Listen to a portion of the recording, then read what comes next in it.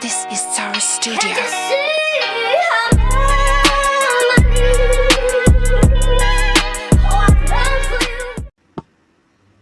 Alright, recording. Welcome back to another episode of Inside the Red Zone with me and with me and Tamir. Today we gonna talk about the team that lost in the NBA Finals. The San Antonio Spurs. Tamir, I'm gonna start off with this question: did this loss hurt or help Wemby's legacy? I mean, it's kind of like when Braun lost his first finals. You know what I mean? You expect him to be back at some point in time in the career. It'd hurt him if he never makes it back, but I doubt. I could see him going back to next year. I really I would not be surprised. They're back there next year. So I don't think it hurts his legacy. It definitely just adds to it though. In his third year, third year, Third his year. first playoff run, it's a finals appearance. Not a lot of people could say that. Not a lot of people can say that. For Wemby, I will say a lot of things were exposed on Wemby's behalf. Because he should have had four tentacles in that finals, in my personal opinion. Because he did get three throughout the NBA playoffs. Because obviously that shorter he did to, I believe, what it was, Nas Reed. Yeah. And then I believe in the second round, the Western Conference Finals, he got a tech, and he should have got two techs this series. Obviously, the infamous push off on Jalen Brunson. Yeah, and If I was at the game, I would have had to hook off on him. Yeah, because that's Captain New York. You can't touch Captain New York. That's kind of insane in my that wasn't a technical. Even though Shaq, he agreed with the no call because you're just showing your dominance, that you're just setting the tone, obviously. But and mind you, Wemby did have a few dirty plays. I don't think that's who his character is, but he almost literally ended OG Anunoby's career. Yeah, he landed on his leg, right? I saw that. He almost ended OG's career. Literally, his size 16 foot almost ended that brother's career. So, and I will say this: and Kendrick Perkins made a valid point for the first time. No shade, no diss to him. He said that the old NBA is coming back with Wemby, whereas he's not training with anybody else that ain't the Spurs. Like, you see not LeBron, but a few other superstars practicing with fellow NBA players getting ready for the next season.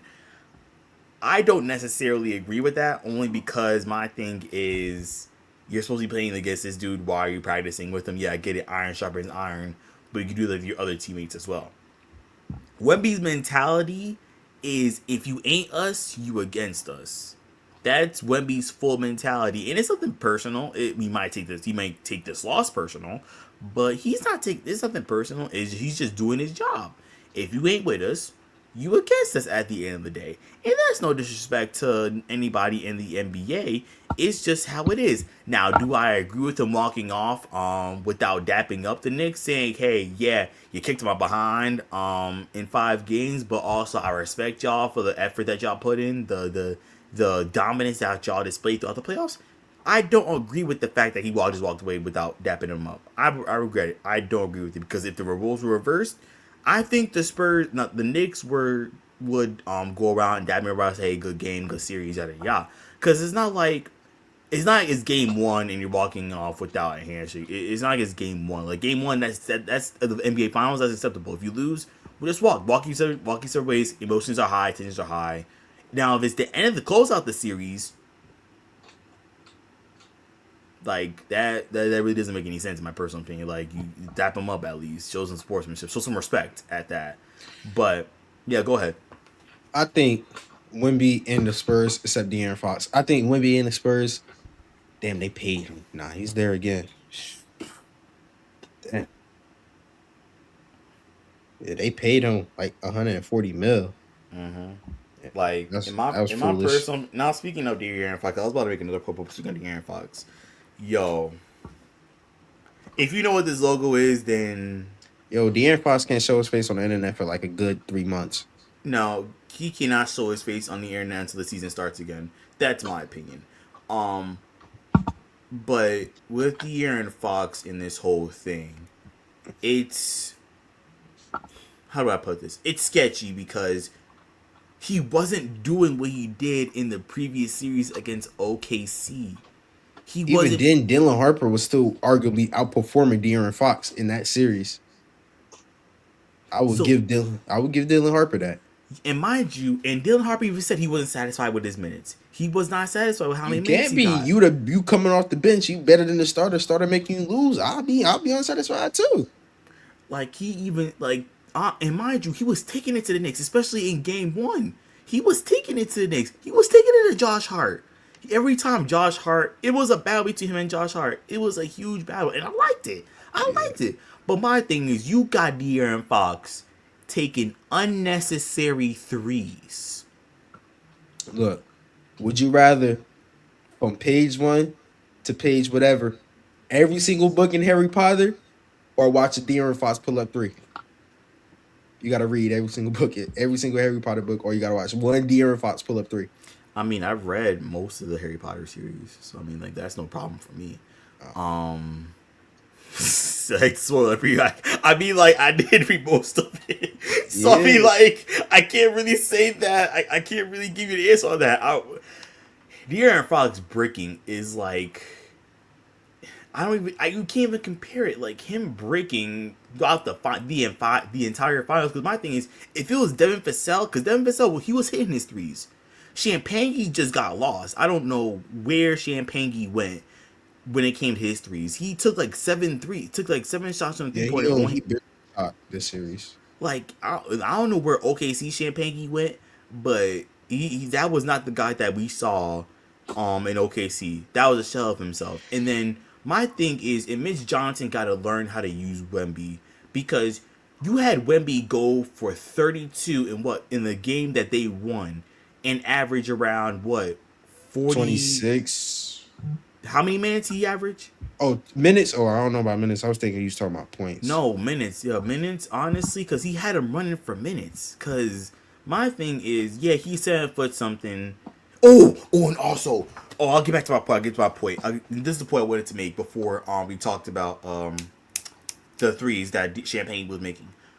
The reason why the Spurs lost is because of positionless basketball. That's the reason why the Spurs lost. My thing is, why is Wemby in a closeout shot in game 1 taking a mid-range? If you don't get in that paint, boy, Game you 7 foot a million. are 7'4". Why in God's name are you taking 3-pointers and mid-ranges? This is why position basketball matters. People think they could be a LeBron James and go to the point guard position whenever they want. Devin Not Booker LeBron. you're not LeBron. Devin Booker is a pure shooting guard. Why is he playing the point? Why? Look, man. Giannis is a pure power forward. Why is he playing the small forward? And why? Why? He should be either center or power forward. No ifs, ands, or buts. Karl Anthony Towns, can he shoot? Yes. We've Yes. seen it on multiple occasions. Like Tyrese Maxey, pure point guard. James Harden is a pure shooting guard. Why do you got him playing the point? Donovan Mitchell, pure shooting guard. Why is he playing? Why? Why? And this is what gets me so ticked off of positionless basketball. When people want their star, Luka Doncic is a pure shooting guard slash point guard. He could be a field. No, he's not actually. Austin Reeves is more of a pure point guard than Luka Doncic. Nah, I will give Luca point guard over Austin. Austin can No, play like a shooting guard. no. Yeah. Austin is more of a shooting guard. Because that's all he do. You don't really see Austin really control that offense. When Luka's off the court, he does control the offense. I'll say that. Can you give me that? I give you that. Yeah, I give you that. But my thing is, this is why the Spurs lost positionless basketball. Just put it to Wemby and he just toss it. We saw it in multiple occasions during that series. I get that he wants to have a deeper bag. I get it. Trust me, I get it. But get in the paint. That's the whole point. Yeah, Get you in the don't even paint. gotta jump to dunk, bro. What are we You don't doing? You should even be need averaging to 30. stay in the paint. Just stay in the like that. Just stay in You the should paint. be. You should be Stay in the actually paint. good. Stay in the paint. Why? 30 and 12 a night, bro. Why? You shouldn't be out there. Why are you taking mid ranges? Why? Mid range, Why, bro? step back, one Why? legged threes like your Lamelo Ball. Like, what are we doing, bro? Why? Why are you doing that? Why? Why? Why? Why are you taking threes in the final shot of the game? Why? The only person who should be really taking threes on the Spurs is Devin Vassell, Champagny, and Carter Bryant. That's it. That's the only three people who need to be taking threes on that Spurs squad. That's it. Why was Wemby taking threes? I don't know. I genuinely don't know. But all I know is positionless basketball and those comebacks and them being laid back in those comeback wins, comeback losses is what lost them the series against New York. That is it. That is what lost them the series. So, yeah. Honestly, that's all I have to say about that. You got anything? The Spurs just need to. I think this was a good. I think this honestly was the best bet for them. If they really do want a dynasty, this was probably the best bet. Them taking this loss early, so they could always remember how losing the finals feel. They come back next year with that different type of hunger. They're going. It'll be a problem. I promise you. Same thing with OKC. You know, OKC gonna come back hungrier. They're Oh gonna come yeah. back different. Oh yeah. Cause Shea was over here. I don't know what stretches that brother is doing right now. Yo, I saw the video. I couldn't remember. He just did some outlandish stuff, bro. I don't know what he was doing. Shot for 2 free throws. Yeah, like What is bro? What is that? What is he that? be bored in Canada. I don't know what he be doing. I don't know. I don't know. I don't know. But y'all, this is the end of talking about this Spurs squad, and hopefully they can be back in the finals and take this as a lesson, learn not just a loss but a lesson. Hopefully they'll be back in the conference finals or the NBA finals for next season. And once again, congratulations to the New York Knicks regarding their NBA title. Once again, you guys like, subscribe, follow on the Instagram and on TikTok.